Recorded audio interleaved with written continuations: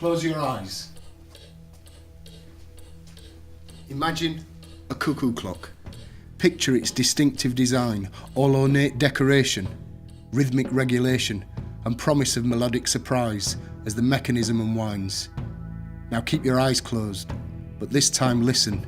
Tune your ears to those same peculiar qualities and listen to its beautiful sound.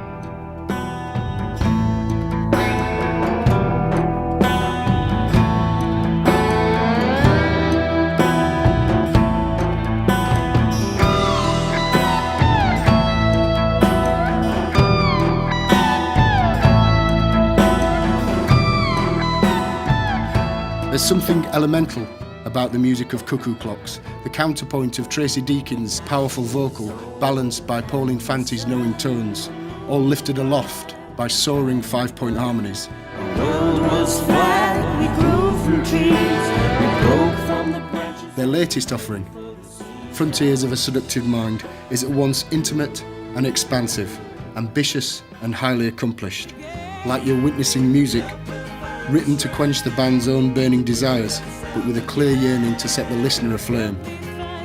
Lyrical narratives tell of momentary insights gained from a lifelong journey of yearning and fulfillment, tales of love and separation, unity and redemption.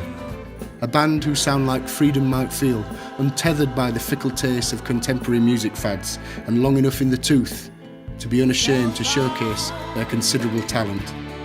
Self-assured and stylish, with a potential Bond theme somewhere in the catalogue.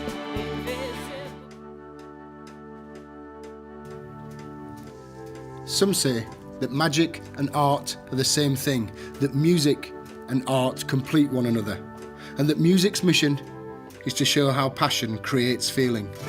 Cuckoo Clocks, then, are magicians, conjuring music that slips gently past the listener's ears and is soaked up through the pores, painting pictures of vast skies and long canyon-lined roads.